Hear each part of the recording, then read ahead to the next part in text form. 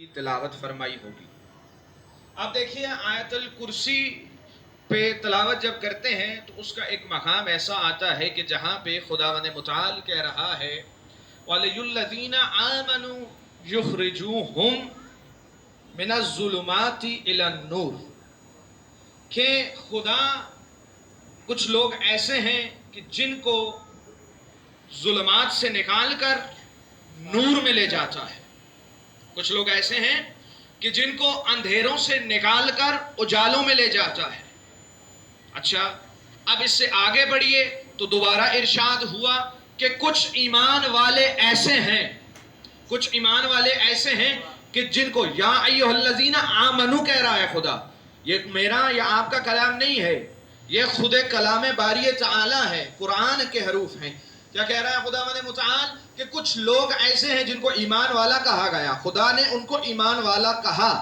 کچھ لوگ ایمان والے ایسے ہیں کہ جن کو خداوند متعال یخرجوہم من النور الی الظلمات، جن کو نور سے نکال کر اندھیروں میں لے جاتا ہے۔ کچھ لوگ ایسے کہ جن کو اندھیروں سے نکال کر اجالوں میں لے آتا ہے، اور کچھ لوگ ایسے کہ جن کو اجالوں سے نکال کر اندھیروں میں لے جاتا ہے۔ اب ذہنوں میں سوال پیدا ہوا کہ بھائی خدا کا کلام ہے، اب اس کو جھٹلا بھی نہیں سکتے اور اس کے مقابلے میں کوئی اور کلام لا بھی نہیں سکتے، تو سوال یہ پیدا ہوا کہ یہ وہ کون سے لوگ ہیں کہ جن کو خدا ایمان والا بھی کہہ رہا ہے لیکن ان کو نور سے ظلمات میں بھی اندھیروں میں بھی پھینک رہا ہے؟ تو آئیں چلیں امام باقر علیہ السلام کی خدمت میں۔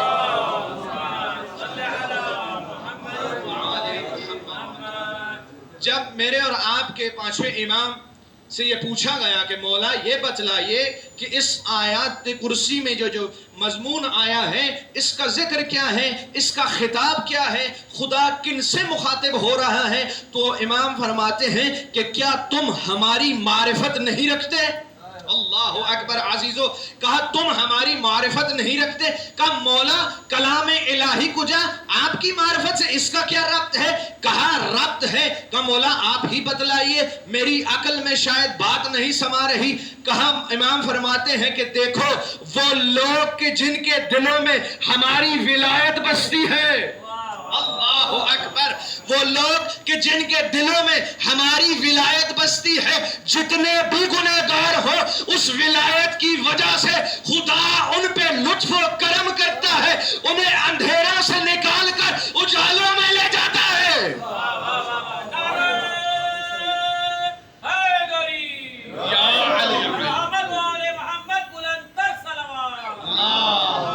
صلی علی محمد وعلی محمد۔ کہا اچھا مولا دوسرا، کہا کچھ ایمان والے ایسے بھی ہیں، اللہ اکبر، جنہوں نے دنیا میں اپنا ایمان کسی اور کو مانا ہے، جو کسی اور کے تابع رہے ہیں، ان کو خدا چونکہ ان کے دلوں میں ہمارے لیے بغض و کینہ ہے، چاہے کسی بھی مرحلہ ایمان پہ ہو، خدا اس بغض و کینے کی وجہ سے ان سے ایمان کی توفیق سلب کر لیتا ہے اور اندھیروں میں دھکیل دیتا ہے۔ ایک صلوات پڑھیں بر محمد و آل محمد۔ تو معلوم ہوا کہ ولائے محمد و آل محمد انسان کے قلوب میں ہونے کے فوائد کتنے ہیں کہ جب انسان کے دل نور محمد و آل محمد سے منور ہوتا ہے انسان کا قلب، تو خداوند متعال کا لطف خاص اس بندے پر ہو جاتا ہے۔ کیوں؟ کیونکہ وہ محب آل بیت ہے، وہ شیعہ ہے علی بن ابی طالب کا۔ آپ دیکھیے کیا ہی فضائل ہے کہ ہمیں ہمارے پاس خداوند متعال نے ہمیں الحمدللہ، میں ہمیشہ ایک جملہ کہتا ہوں کہ ہمیں خدا نے باخدا وہ نعمت عطا کی ہے ان 14 کی صورت میں کہ کسی ایک کا بھی دامن تھام لے ہم اس دنیا میں رہ ہی نہیں سکتے، فرش سے عرش پر پہنچ جائیں گے، کیونکہ یہ 14 ہیں ہی کمال، یہ خدا کے بنائے ہوئے ہیں، ہمارے بنائے ہوئے نہیں ہیں۔ عزیزو آپ دیکھیے کہ سورہ احزاب، اچھا بعض دفعہ ایسا ہوتا ہے کہ سورہ احزاب کا نام سن کے بعض لوگ ڈر جاتے ہیں، پریشان ہونے لگتے ہیں کہ بھائی پتہ نہیں کیسی سورہ ہے، چونکہ ہماری ہاں معرفت کی بڑی کمی پائی جاتی ہے۔ مسئلہ سب سے بڑا یہ ہے کہ ہمارے گھروں میں قرآن تو ہوتا ہے لیکن قرآن کھول کے کبھی پڑھا نہیں ہوتا۔ قرآن صرف 2 چیزوں کے لیے ہو سکتا رکھا ہو، اگر میں غلط نہ ہوں تو، خدا کرے آپ کے ہاں ایسا نہ ہو، لیکن میں نے بہت ساری جگہوں پہ ایسا دیکھا کیا کہ قرآن ایک اس وقت کے لیے رکھا ہوتا ہے کہ جب گھر کا کوئی شخص گھر سے باہر کسی مسافرت پر جا رہا ہو تو قرآن کے نیچے سے گزارا جائے گا۔ اچھا وہ گزرنے کے بعد کیا ہوگا، قرآن کو بہت ہی بہترین پیارے سے غلاف میں پیک کر کے اوپر رکھ دیا جائے گا۔ اچھا دوسرا موقع کہ بھائی جب بیٹی کی شادی ہو رہی ہے اس کو جہیز میں قرآن دیا جا رہا ہے، لیکن کیا ہی اچھا ہو کہ قرآن کے ساتھ اسے علوم قرآنی بھی سکھائے جائیں تاکہ وہ خود اس قرآن کی معرفت سے آشنا ہو جائے، اسے پتا چلے کہ جو چیز میں لے کے جا رہی ہوں وہ کچھ اور نہیں، فضائل محمد و آل محمد ہے۔ اب دیکھیے سورہ احزاب کے جس کا ذکر فرمایا، سورہ احزاب میں خداوند متعال ایک واقعے کی طرف یاد کروا رہا ہے، کس کو؟ ایمان والوں کو۔ کہا کہ اے ایمان والو تمہیں یاد ہوگا وہ وقت، کہ کون سا وقت؟ کہ جب خندق کا موقع تھا اور تم چاروں طرف سے دشمنوں میں گھرے ہوئے تھے۔ خدا اس وقت کا حال بتا رہا ہے کہ اس وقت تمہاری حالت ایسی تھی کہ دشمن کو دیکھ کے تمہاری آنکھیں پھٹی کی پھٹی رہ گئی تھی، تمہارے دل سینے میں نہیں تمہاری گردنوں میں حلقوں میں دھڑک رہے تھے، تمہاری دھڑکن کی آواز یہاں نہیں یہاں سے آ رہی تھی، تم اتنے پریشان تھے، موقع تلاش کر رہے تھے کہ کس چیز کا؟ اس چیز کا کہ نبی خدا کے پاس جاتے رہے تھے اور کہتے تھے یا رسول اللہ ہمیں اجازت دیجیے ہم چلے جائیں، ہمارا خانوادہ اکیلا ہے، ہمیں ان کی حفاظت کرنی ہے۔ تو خدا کہہ رہا نہیں ایسا نہیں تھا، لیکن تم فرار حاصل کرنا چاہتے تھے، تم سازشیں کر رہے تھے اندر بیٹھ کے کہ کسی نہ کسی طریقے سے دشمن آ جائے، تم ڈرے ہوئے تھے، تم یہ سوچ رہے تھے، تمہارا اعتماد خدا اور اس کے رسول پہ سے اٹھ چکا تھا۔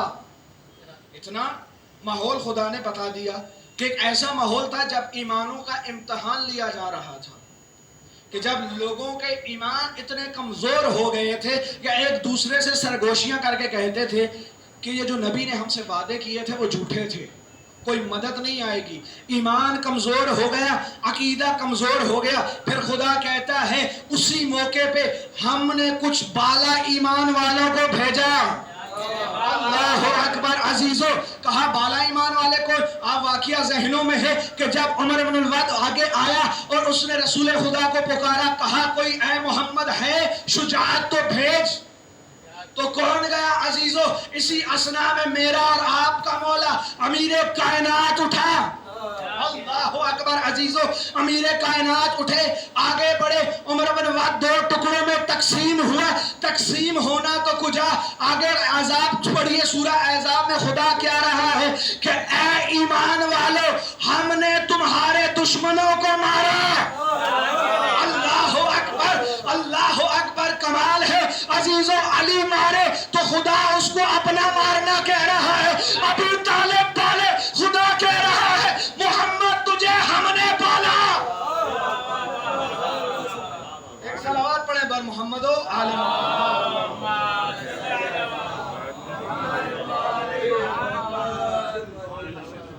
بیٹا قتل کر رہا ہے اور باپ جو ہے وہ پال رہا ہے، خدا کیا کہہ رہا ہے کہ ایمان والو ہم نے مارا تمہارے دشمن کو، ہم نے مارا۔ بھائی کوئی اور بات نہیں ہے، سورہ احزاب ہے، کھول کے دیکھ لیجئے کہ خدا علی کے مارنے کو اپنا مارنا کہہ رہا ہے، کیوں نہ کہے ید اللہ ہے، اللہ اکبر، کیوں نہ کہے عین اللہ ہے، کیوں نہ کہے وجہ اللہ ہے، کیوں نہ کہے لسان اللہ ہے۔ اللہ اکبر عزیزو، اب باپ جب رسول خدا صلی اللہ علیہ وآلہ وسلم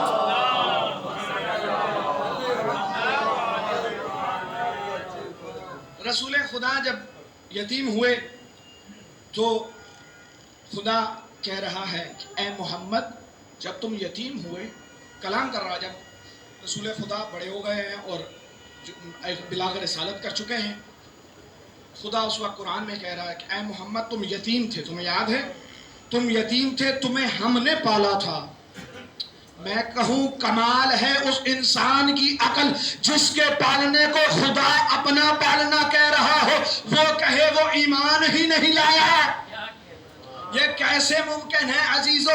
کیا خدا جانتا نہیں تھا یہ جو پالنے والا ہے یہ کافر ہے؟ ایسے کیسا ممکن ہو سکتا ہے کسی کافر کے عمل کو خدا اپنا عمل کہہ رہا ہو؟ عزیزو ہمارے پاس قرآن جیسی بہترین کتاب موجود ہے. کس چیز کے لیے؟ کہ شان محمد و آل محمد بیان کرنے کے لیے.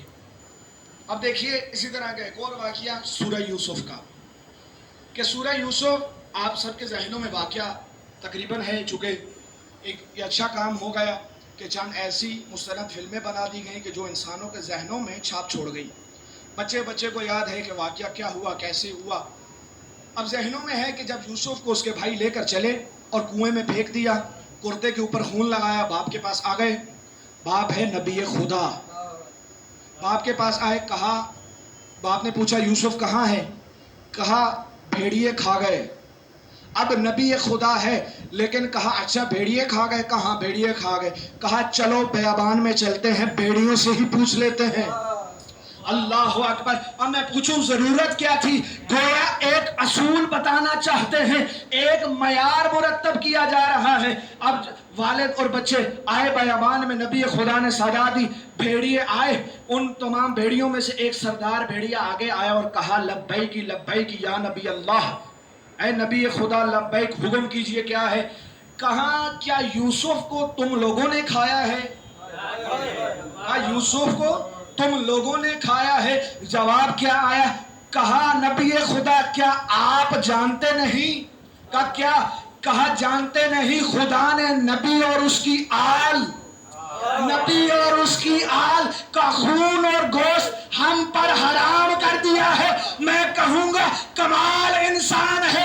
درندہ تو جانتا ہے, نبی کیا, اس کی آل کیا, اس کا گوشت کیا, اس کا خون کیا. عجیب انسان ہے. در محمد و آل محمد سے تو کھاتا ہے لیکن شام کو اسی علی پر بھونکتا ہے. یعنی انسان اس درندے سے بھی پستر ہو چکا ہے. کیسے؟ اب دیکھیے ہمارے برادران کے ہاں کہ جب نماز ادا کرتے ہیں تو آخر میں سلام پھیرا جاتا ہے.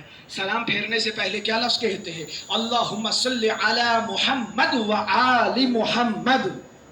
کمال ہے عزیزو, آپ سلام پھیرنے سے پہلے محمد اور اس کی آل پر درود تو بھیج رہے ہیں, اس کے بغیر آپ کی نماز بھی قبول نہیں ہو رہی. لیکن کمال ہے جب بات فضیلت بیان کرنے کی آتی ہے تو آپ کہتے ہیں فلاں افضل فلاں افضل. ایسا کیسے ممکن ہے؟ کیا کہنے, کیسے ممکن ہے؟ اب دیکھیے روایات میں موجود ہے, خود امام باقر علیہ السلام اللہم صلی علی امام باقر سے پوچھا گیا کہ مولا آپ اپنی جد کی چند خصوصیات یا القابات ہمیں بتائیے. تو مولا کیا فرما رہے ہیں؟ ہوا صدیق اکبر. اللہ اکبر. کون کہہ رہا ہے؟ امام باقر کہہ رہے ہیں ہوا صدیق اکبر, وہ صدیق اکبر ہے. ہوا فاروق اعظم, وہ فاروق اعظم ہے. وہی صدیق اکبر ہے, وہی فاروق اعظم ہے, وہی غنی ہے, وہی امیر المومنین ہے.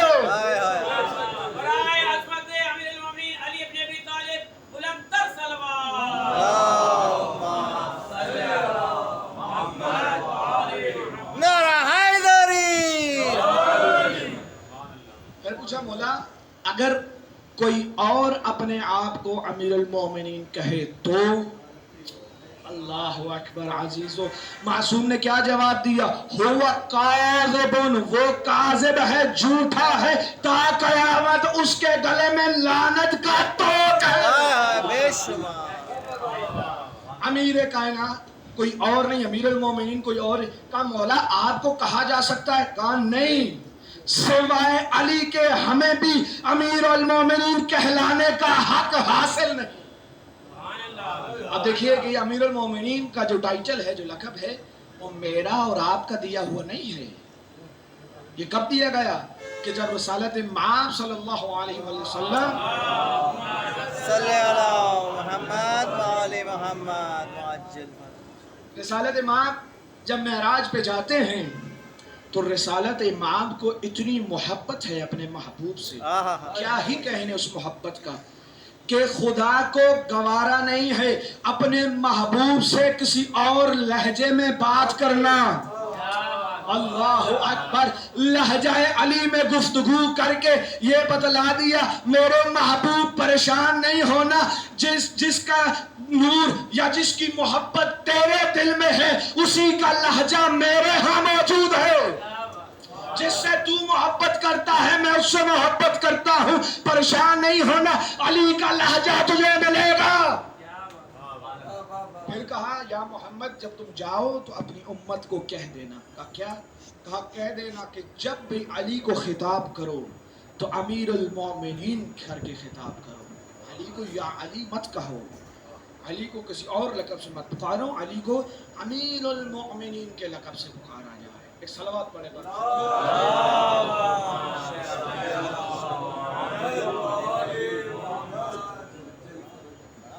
फरमाया मौला कुछ और फजाइल बतलाइए। तो मासूम ने चंद और फजाइल बतलाए। उनको बताने से पहले एक छोटा सा वाक़या आपकी जो है अज़हान आलिया की नज़र करता चलूँ कि जब मौला का ज़ाहिरी दौर खिलाफत है और अमीर कायनात खैबर की तरफ बढ़ रहे हैं, रास्ते में निगाह पड़ती है एक गिरोह है, वहाँ पे हजूम लगा हुआ है, कुछ लोग एक शख्स के इर्द गिर्द जमा हैं। जब मौला ने असहाब को भेजा, कहा देख के आओ क्या माजरा है, इतना हजूम क्यों है, रश क्यों लगा हुआ है। सहाबा गए, देखा, वापस आ गए। कहा मौला कोई मदारी है, कोई करतब करने वाला है, कोई जादूगर है। कहा अच्छा करता क्या? कहा कोई करामात दिखाता है, कमालात दिखाता है, लोग उसके दीवाने हो जाते हैं। कहा अच्छा। कहा चलो जरा हम भी चले देखें। अब मौला आए, उस यहूदी के पास खड़े हो गए और कहा सुना है तुम कुछ कमालात दिखाते हो। कहाँ दिखलाता हूँ। कहा कुछ हमें भी दिखलाओगे? कहा क्यों नहीं। कहा आप भी कुछ कमालात दिखा सकते हैं? कहा मैं भी दिखाऊंगा, पहले तुम दिखाओ। कहा अच्छा। कहा फिर देखो। अब अमीर कायनात ने निगाह की, वो यहूदी आगे बढ़ा, आगे एक पानी का छोटा सा दरियाचा है, एक दरिया है, उस दरिया पे जाता है बगैर डूबे, इधर से उधर, उधर से इधर, चंद चक्कर पानी के ऊपर लगाता है। अल्लाह अकबर अजीजों। जब वो यहूदी वापस आया तो कुछ जो असहाब थे, जो हमारी तरह नाकिसुल अक्ल थे, परेशान हो गए कि भाई इमाम के होते हुए ये शख्स कमाल दिखा रहा है, चूंकि मार्फत नहीं है ना इमाम की, मार्फत नहीं है। अब क्या ही कमाल के देखिए लोग इमाम के साथ रह रहे हैं लेकिन मारिफत इमाम नहीं है। कुछ ऐसे भी हैं जो इमाम तो खुदा नबी के साथ रह रहे हैं लेकिन रिसालत को अपने जैसा कह रहे हैं। अल्लाहु अकबर। तो इमामत का गिला क्या करना। एक सलावत पढ़े मोहम्मद वाले। अल्लाहुम्मा सल्ले अला मोहम्मद आले मोहम्मद। नारा हैदरी बर मोहम्मद वाले मोहम्मद सलावत।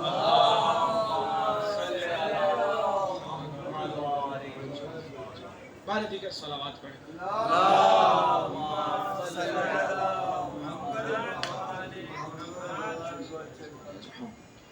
अजीजों अब मौला आगे बढ़े और उस यहूदी से पूछा, कहा मैंने देखा है जब तू पानी पे चलता है तेरे लब हिलते हैं। कहा हाँ मैं कुछ विर्द करता हूँ, कुछ जिक्र करता हूँ। कहा क्या तू बतला सकता है वो जिक्र क्या है। अल्लाह अकबर। कहा हाँ बतलाऊंगा लेकिन एक शर्त है। कहा क्या। कहा जो कमाल तुम दिखलाओगे वो मुझे सिखाना। कहाँ सिखा देंगे? पहले ये तो बता, जब पानी पे चलता है तो क्या कहता है?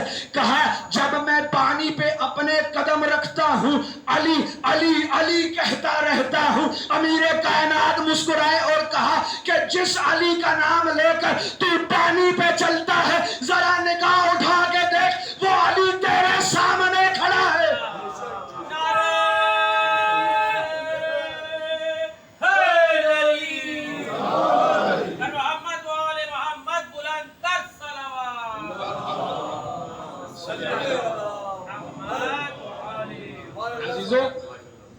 खुद इसमें अली में इतनी पावर है कि खुद शान अली की तो फिर क्या ही बात है। इसमें अली वो इस्मुन अजीम, जो अजीम तरीन इस्म है। अब देखिए अमीर कायनात की अगर आप फ़ज़ाइल की बात करें तो मौला के फ़ज़ाइल पे अगर गुफ्तगू की जाए तो अली के फ़ज़ाइल, शुजा होना एक अलहदा सिफत, आपका सखी होना एक अलहदा सिफत। लेकिन जो आइमा मासूमीन से जब फ़ज़ाइल पूछे जाते थे तो मासूम जिन दो फ़ज़ाइल की ताकीद फरमाते थे वो क्या थे? वो अली का इल्म बतलाते थे और अली की इबादत बतलाते थे। वो बताते थे कि हमारी जद की इबादत क्या ही इबादत थी। आप देखिए कि जब इमाम सज्जाद अलैहिस्सलातु वस्सलाम से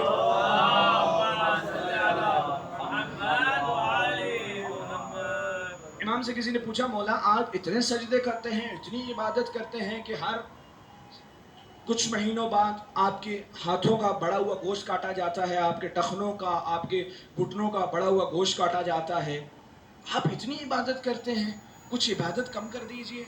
तो जानते हो मेरे और मौला, आपके मौला क्या फरमाते हैं? मासूम फरमाते हैं अपने साथ वाले साहबी को कहते हैं, इसको ज़रा वो किताब तो देना। कहा कौन सी? कहा जिसमें फ़ज़ाइल अली इब्न अबी तालिब दर्ज है। कहा मौला उस किताब का आपकी इबादत से क्या ताल्लुक? कहा देख हमारी जद किस तरह से इबादत करते थे, अली की इबादत तू अगर समझ जाता तो हमारे ऊपर ये सवाल न करता। ये पता चल जाता कि हमारी जद किस तरह की इबादत किया करते थे। आप देखिए कि जनाब सैयदा ज़हरा सलामुल्लाह अलैहा के दर पे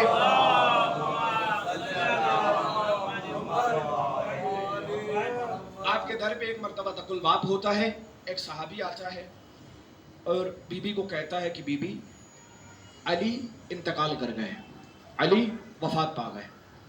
बीबी कहती है कि ताज्जुब है, ये कैसे मुमकिन हुआ, कैसे हुआ?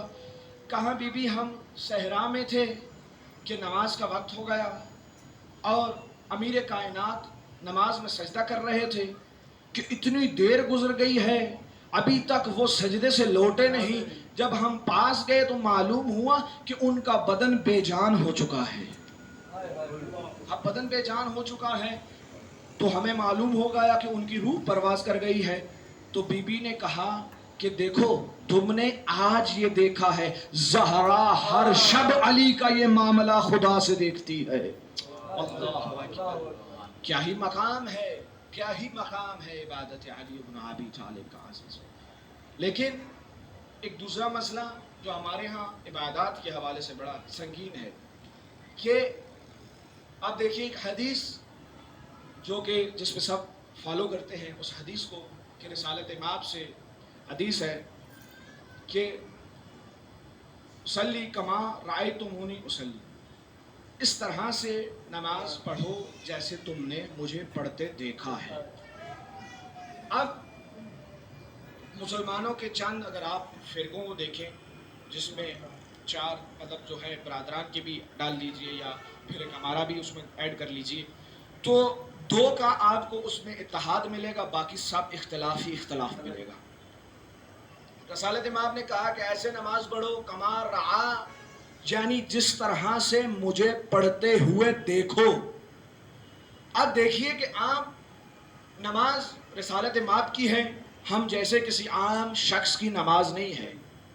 हो सकता है हम नमाज पढ़ने पर आए तो एक कमरे में पढ़ लें, हो सकता है किसी से नजरें छुपा के पढ़ लें नमाज, हो सकता है ना पढ़ें। लेकिन रिसालत इमाम क्या है? साहिब शरीयत है और सरदारुल अंबिया है।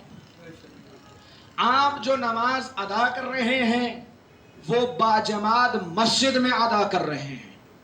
آپ کی نماز کے اوپر کئی طرح کی آنکھیں لگی ہوئی ہیں جو دیکھ رہی ہیں کہ رسالت مآب سجدہ کس طرح سے کرتے ہیں، رکوع کس طرح سے کرتے ہیں، تشہد کس طرح سے کرتے ہیں.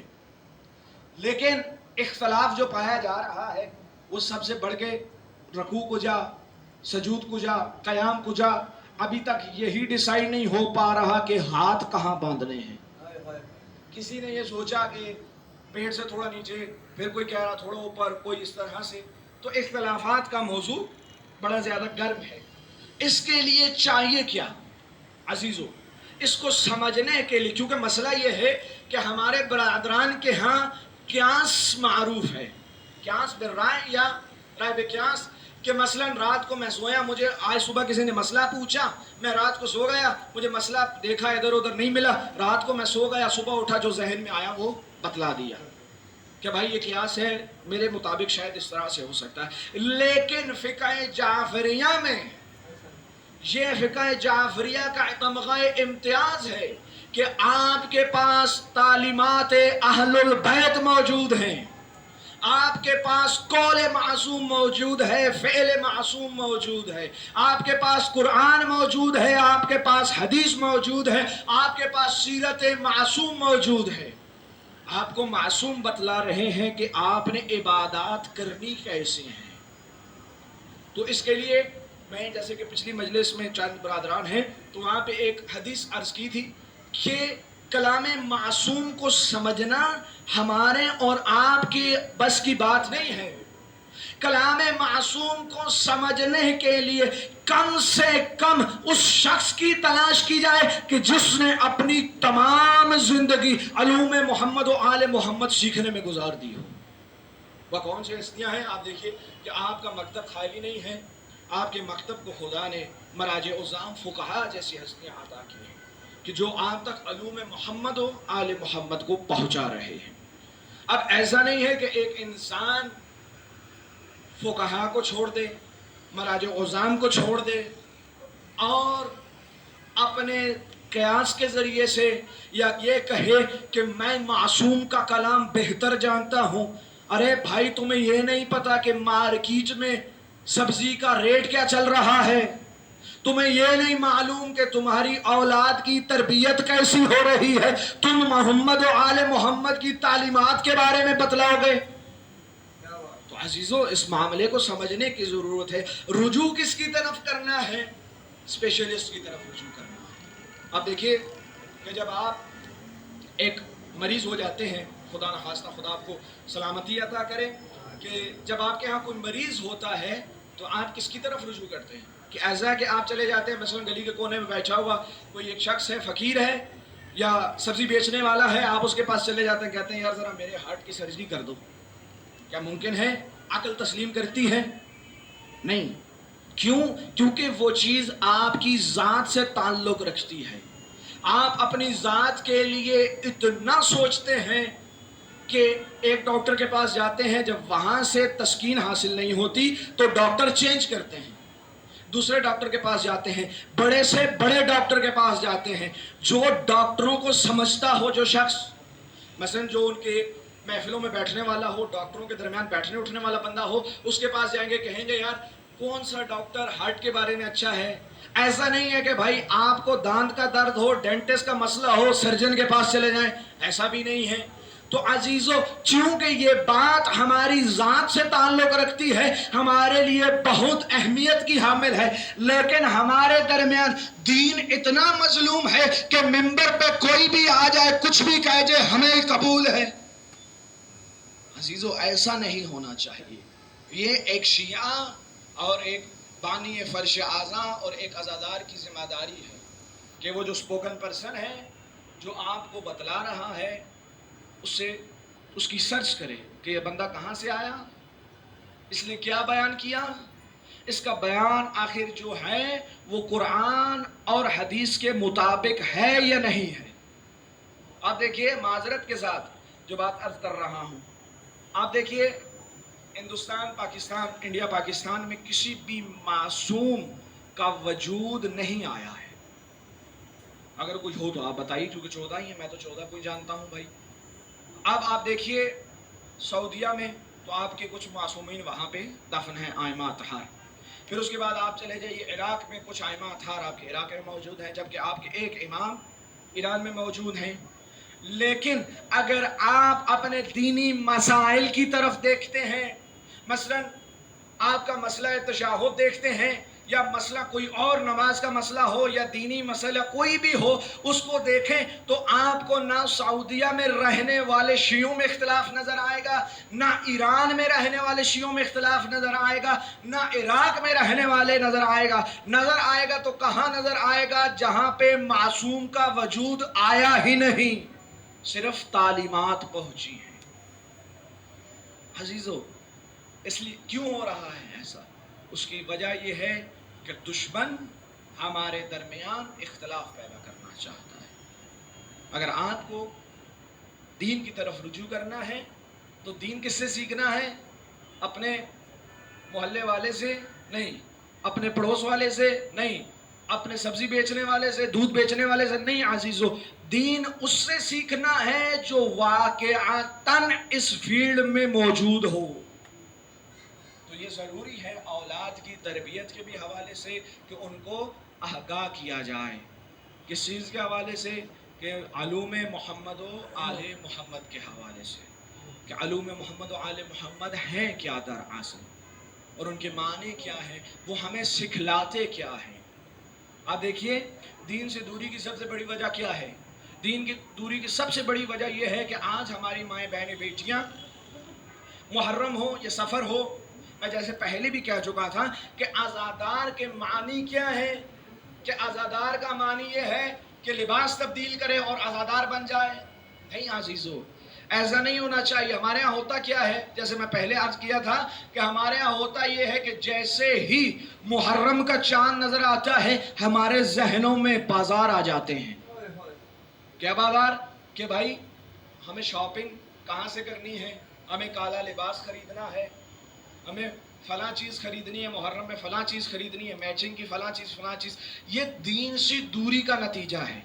आप देखिए, माजरत के साथ, बेशद माजरत, लेकिन ये बात तल्ख है, हकीकत ज़रूर है। क्या आप देखिए, हमारे माएँ बहनें बेटियाँ ज़ैनब बिन्त अली की रिदा को रोती तो ज़रूर हैं, लेकिन उनके अपने सरों पे रिदा नहीं होती। क्या ज़ैनब आलिया रोज़े महशर हमसे ये नहीं पूछेगी कि क्या तुम वही नहीं हो कि जो मेरी चादर को तो रोती थी लेकिन तुम्हारे अपने सर पे चादर नहीं थी? क्या तुम वही नहीं हो जो मेरा ना महरम से कलाम करना मुंह पीट कर रोती थी, लेकिन तुम सारा दिन ना महरम से कलाम करती रहती थी? उस वक्त हमारा क्या होगा अजीजों? बस मैं अपनी मंजिल की तरफ बढ़ गया अजीजों। चंद सिफारिशात जो बरादरान ने कही थी, मसाइब के चंद जुमले और आपकी ज़हमत तमाम। अजीज़ों, करबला में हुसैन इब्न अली की 2 औलादें ऐसी हैं जिनको हुसैन से बड़ा प्यार था और हुसैन को उनसे बड़ा प्यार था। पहली औलाद वो कौन है? पहली औलाद वो है कि जिसको तारीख ने अली अकबर लिखा है। हाय हाय हाय, जिसको तारीख ने अली अकबर लिखा है। खुदा करे मैं पढ़ लूँ और आप सुन लें अजीज़ों। तारीख ने अली अकबर लिखा। मैं चंद रिवायात जनाब अली अकबर के हवाले से पेश करूँगा। मौजू मेरा कुछ और है, इंशाअल्लाह आप साथ देंगे। रिवायात पढ़ूँगा, आपके आंसू जाने और जनाब ज़हरा जाने। अजीज़ों, अली अकबर कौन है? अली अकबर वो हस्ती है कि जब हुसैन को अपने नाना की बहुत याद आया करती थी, अल्लाह अकबर, अपने नाना की बहुत याद आया करती थी, तो हुसैन ने दुआ मांगी, कहा खुदाया मुझे कोई ऐसा बेटा अता कर जो सूरत में मेरे नाना की शबी हो, और जिसे देखा करूं और नाना की ज़ियारत किया करूं। अजरुकुम मिनल्लाह। अजीजों, ये कौन अली अकबर कि जब आशूर के रोज बाबा के पास आए और कहा, बाबा मरने की इजाजत चाहता हूँ। खुदा न करे किसी बाप पे ऐसा वक्त आए कि कड़ियल जवां बेटा बाप के पास आए और मरने की इजाजत मांगे। अजीजों, अली अकबर ने इजाजत मांगी, हुसैन ने देर नहीं की, अली अकबर को इजाजत दी। अली अकबर का घोड़ा दौड़ा, जानते हो बड़ा तहम्मुल से पढ़ रहा हूं। अली अकबर का घोड़ा दौड़ा, घोड़ा दौड़ते दौड़ते अली अकबर के कानों में एक आवाज आई। आवाज कैसी थी? रावी कहता है अली अकबर ने घोड़ा रोका, मुड़ के देखा, घोड़े के पीछे दौड़ता हुआ बूढ़ा बाप कभी गिरता है, कभी संभलता है। अजरको मिनल्लाह, अजरको मिनल्लाह। कहा बाबा आप नहीं चाहते कि मैं मैदान में चला जाऊं? कहा अकबर, ऐ काश तेरा भी कोई अकबर जैसा जड़ा होता और तुझे पता चलता मैं हुसैन की दुनिया उजड़ रही है। जानते हैं अजीजों, जब अकबर का आखिरी वक्त करीब आया, रावी कहता है हुसैन जानू बाजानू पर लाशे पिसर रसीद। हुसैन जानुओं के बल चलते हुए अकबर के लाशे पर आए और बैठ गया, अकबर तेरा बाप बूढ़ा हो गया और तेरे बाद मेरी दुनिया उजड़ गई, मुझे आंखों से नजर नहीं आती। अजरुको मिनल्लाह, अजरुको मिनल्लाह। अजीजों, दूसरी औलाद कौन है? अजीजों, दूसरी औलाद जिसका नाम तारीख ने सकीना बिन्तुल हुसैन रखा। अजरको मिनल्लाह, खुदा आपके आंसुओं को कबूल फरमाए। अजीजों, हुसैन ने अजीब दुआ मांगी। रावी कहता है इमाम ने दुआ की, खुदाया मुझे एक ऐसी बेटी अता कर जो मुझसे मोहब्बत करे, मैं उससे मोहब्बत करूं, मैं जब उसके पास जाऊं तो मुझे सुकून मिले, जब वो मेरे पास आए तो उसको सुकून मिले। अब ये सुकून कैसा मिला अजीजों? ये 4 साला है, 4 साला सकीना है। अब देखिए, जब हुसैन अलविदा हुए, हुसैन अलविदा हुए, रावी कहता है, अमीर इब्न मुस्लिम कहता है मैं देख रहा था हुसैन का घोड़ा दौड़ा, हुसैन का घोड़ा दौड़ा। घोड़ा याद रखिएगा अजीजों, एक मर्तबा अकबर का घोड़ा दौड़ा था, अब हुसैन के घोड़े ने दौड़ना शुरू किया। घोड़ा दौड़ा, एक आवाज आई, महलन महलन, जरा ठहरिए, जरा ठहरिए। पलट के देखा, कोई बच्ची कह रही है बाबा रुक जाइए, बाबा ठहर जाइए। अजरुको मिनल्लाह अजीजों, अजरुको मिनल्लाह। हुसैन ने देखा, कहा सकीना आप बयाबान में क्या कर रही हैं? कहा बाबा एक हसरत है। अल्लाह अकबर। कहा बेटा क्या हसरत है? कहा बाबा ऐसे नहीं, जरा घोड़े से नीचे उतर आइए। हुसैन घोड़े से नीचे उतरे। कहा बेटा हसरत बता। कहा बाबा ऐसे नहीं, जरा जानुओं पे बैठ जाइए। हुसैन जानुओं के बल बैठे, सकीना जानुए हुसैन पे बैठी। हुसैन का हाथ अपने सर पर रखा। बाबा ऐसे हाथ फेरो जैसे यतीमों के सर पर। अजरुको मिनल्लाह, अजरुको मिनल्लाह। अजीजों, अजरुको मिनल्लाह। बाबा को शहीद कर दिया गया। शहादत के बाद यही सकीना देखती है शब आशूर जब खयाम जल चुके हैं, शाम गरीबा के वक्त आवाज आती है, अलैया अलैया, ऐ मेरी बेटी आजा, ऐ मेरी बेटी तो बेसकून होगी, तुझे चैन नहीं आ रहा होगा, आजा तेरा बाप बुला रहा है। इस बच्ची ने बयामान की तरफ दौड़ना शुरू किया। कभी एक पत्थर की तरफ जाती है, ठोकर खा के गिरती है, कभी उठती है। एक मर्तबा एक ऐसे लाशे पर पहुंची, अल्लमान वल हफीज के जो नेज़ों के नीचे दबा हुआ था, अपने नन्हे नन्हे हाथों से नेज़े हटाए। कहा बाबा लिपटू तो कैसे इतने दूर। अजरुको मिनल्लाह, अजरुको मिनल्लाह। अजीजों, अजरुको मिनल्लाह। अब ये बेबी है अजीजों, मैं आखिरी जुमला पढ़ रहा हूँ, जरा सुनिएगा। अब देखिए कि एक बच्ची जो यतीम हो गई हो, हमारे यहाँ कोई यतीम बच्चा घूम रहा हो, हमें उस पे शफकत आएगी। पूछेंगे तू किसका बच्चा है? وہ جواب دے گا، اسے سینے کے ساتھ لگائیں گے۔ سکینہ سے بھی پوچھا گیا تو کس کی بیٹی ہے؟ جیسے ہی کہا میں حسین کی بیٹی ہوں، بالوں میں ہاتھ اور چہرہ نیلا۔ اجرکم من اللہ، اجرکم من اللہ۔ میرا اور آپ کا بھارواں امام زیارت نہیہ میں فرماتا ہے، مولا کہتے ہیں میرا سلام ہو اس چھوٹی اسیرہ پر، اور کربلا سے کوفہ، کوفہ سے شام، جس کے رخسار نیلے رہے۔ اجرکم من اللہ، اجرکم من اللہ۔ عزیزو، اس بچی کو اپنے بابا سے بہت محبت ہے۔ شام تک کوئی اور ایسی ہستی نہیں ہے جس نے اتنا حسین کو یاد کیا ہو جتنا سکینہ نے یاد کیا ہے۔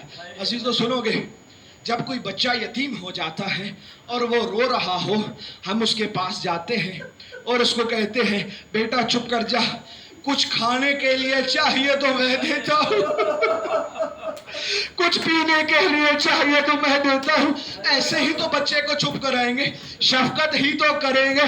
عزیزو جانتے ہو، جب سکینہ زندان میں تھی بابا کی یاد آتی تھی، ایک مرتبہ ایسی آنکھ لگی کہ خواب میں بابا کی زیارت ہوئی۔ ایک دفعہ تڑپ کے اٹھی، کہا پپی اماں میرے بابا کہاں گئے؟ اے بھیا سجاد میرے بابا کہاں گئے؟ اب اہل حرم سمجھ چکے تھے کہ بچی کو خواب میں حسین آئے ہیں۔ عزیزو جیسے کہہ چکا ہوں، ہم کسی کو پیار کریں گے تو اس کی مرضی کے مطابق چیز دیں گے۔ اب یہ بچی کا گریہ اور تڑپنا جب یزید ملعون کے کانوں میں پہنچا، ایک تشت منگوایا، اس پہ کپڑا ڈالا، بچی کو بجھلایا۔ اجرکم من اللہ۔ یا رک کے ایک اور روایت پڑھتا ہوں۔ عزیزو یہ بچی، حمید باقر مجلسی کہتے ہیں کہ جب یہ بچی دربار یزید میں گئی، اس کی نگاہ اس تخت پہ پڑی جس کے نیچے بابا کا سر تھا۔ جیسے ہی خیزران کی چھڑی حسین کے سر پر آتی تھی، یہ بچی ننھے ننھے ہاتھ اٹھاتی اور کہتی کاش اندھی ہو جاتی، یہ منظر نہ دیکھتی۔ اجرکم من اللہ، اجرکم من اللہ۔ جب وہ دشت آیا اور بی بی زینب سمجھ گئی، بی بی فوراً آگے بڑھی، کہا سکینہ نے سر نہیں مانگا تھا، بی بی جانتی ہے یہ بچی برداشت نہیں کر پائے گی، تڑپ کر مر جائے گی۔ کہا نہیں، ہٹ جاؤ، ہمیں سکینہ تک یہ تخت پہنچانے دو۔ جب یہ تشت آیا، سکینہ نے لیا اور زینب کی طرف آواز دے کے کہا پھوپھی اماں میں نے کھانا تو نہیں مانگا تھا، میں نے پانی تو نہیں مانگا تھا۔ جیسے ہی کپڑا ہٹا، بابا کا سر۔ اجرکم من اللہ۔ عزیزو اجرکم من اللہ۔ تاریخ کہتی ہے اس بی بی نے اپنے نیلے رخسار بابا کے زخمی رخسارے پر رکھے، اپنے سوکھے ہوئے ہو، بابا کے کٹے ہوئے ہو۔